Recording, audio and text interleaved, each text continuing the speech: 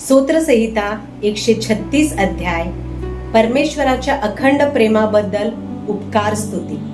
परमेश्वराचे उपकार स्मरण करा, कारण तो चांगला आहे, कारण त्याची दया सनातन आहे. देवादिदेवाचे उपकार स्मरण करा, कारण त्याची दया सनातन आहे. प्रभूंच्या प्रभूचे उपकार स्मरण करा, कारण त्याची दया सनातन आहे.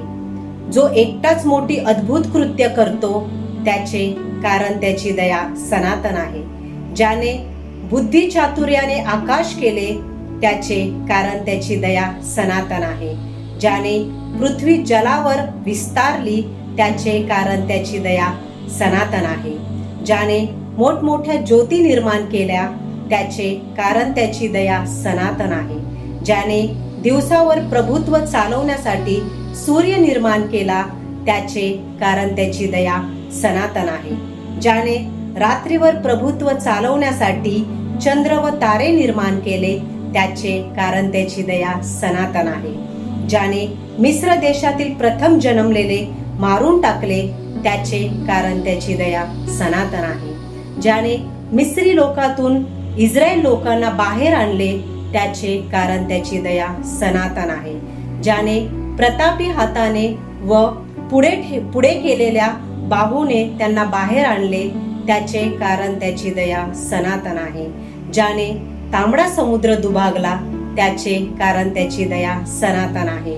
ज्याने इस्रायलास त्यामधून पार नेले त्याचे, कारण त्याची दया सनातन आहे. ज्याने फारोला व त्याच्या सैन्याला तांबड्या समुद्रात गडप केले त्याचे, कारण त्याची दया सनातन आहे. ज्याने आपल्या लोकांना रानातून नेले त्याचे, कारण त्याची दया सनातन आहे. ज्याने मोठमोठे राजे मारून टाकले त्याचे, कारण त्याची दया सनातन आहे.